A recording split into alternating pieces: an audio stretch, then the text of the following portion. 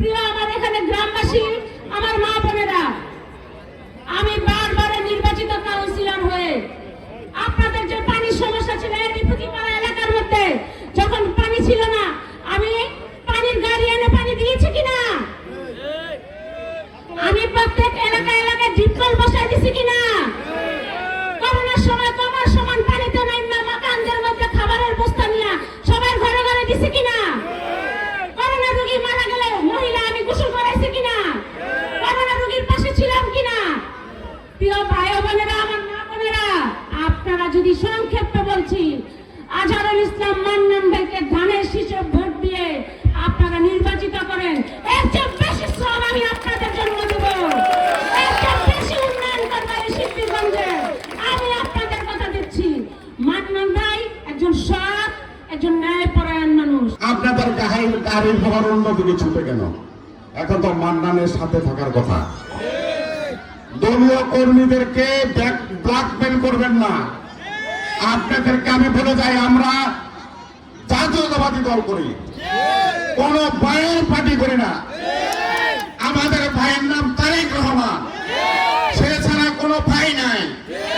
যারা ভাই করে এখনো অন্ধকারের দিকে এগিয়ে যাচ্ছেন, বিনয়ের সহিত অনুরোধ করব, আপনারা ফিরে আসেন, ঘরের ছেলে ঘরে আসেন। জাতীয়তাবাদী দলের পক্ষে কাজ করার জন্য তারেক রহমানের দ্বারা মনোনীত প্রার্থী আজহারুল ইসলাম মান্নানকে আপনাদের সামনে উপস্থাপন করে গেলাম। নির্বাচন শেষ হওয়া পর্যন্ত এই আমানত আপনাদের কাছে থাকবে, এই ধানের শীষ আর মান্নান আপনাদের কাছে থাকবে, তাকে আপনারা সবাই দেখে রাখবেন। এই দেশের জনগণকে ছেড়ে আমার ব্যক্তি কিন্তু এই দেশ ছেড়ে চলে যায় না। আর স্বৈরাচারী সরকার এই দেশের থেকে তো পলায়ে চলে গেছে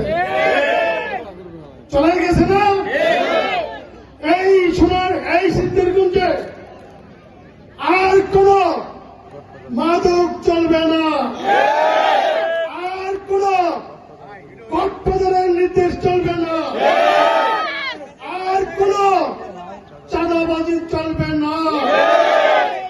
আপনাদেরকে একটি কথা বলে শেষ করে দিব, আপনারা কাউকে ভয় পাবেন না। আপনাদের ভোট আপনারা দিবেন। এই দেশে ভোট দেওয়ার কোন সিনেমিনি ক্ষেত্রে দেওয়া হবে না।